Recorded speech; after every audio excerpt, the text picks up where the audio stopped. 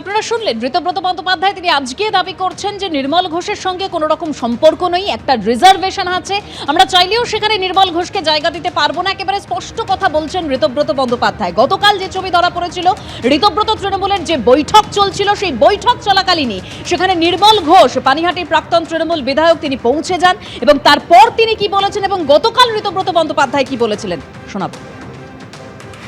আমি দেখা করতে এসেছি জাভেদের সাথে। উনি এসেছিলেন, কিন্তু কোনো সিদ্ধান্ত আমরা এখনো প্রকাশ করিনি, না ওনার সঙ্গে আমাদের কথাও হয়নি। আমন্ত্রণ করেছিল, আমি এসেছি, কথা হয়েছে, আলোচনা হয়েছে, কি সিদ্ধান্ত হলো সময় মতো। মানে আপনাকে আমন্ত্রণ জানানো হয়েছিল?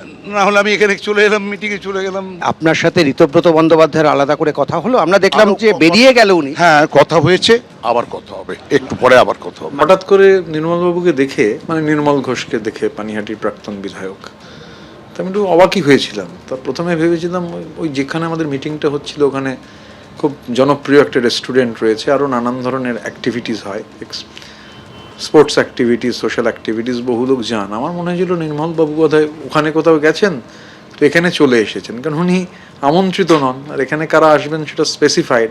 আর তারপর আরও অবাক হলাম যখন শুনলাম তিনি বলছেন তাকে আমন্ত্রণ জানানো হয়েছিল। আমি খুব বিনীতভাবে তাকে বলি, যে খুব সচেতনভাবে বলছি, যে কে আপনাকে আমন্ত্রণ জানিয়েছিল, কোন ফোন থেকে আপনি ফোন পেয়েছিলেন, বা কোনো SMS আপনার কাছে গেছিল কিনা, দয়া করে সেটা একটু শেয়ার করবেন, কারণ ওনাকে আমাদের কেউ আমন্ত্রণ জানাননি।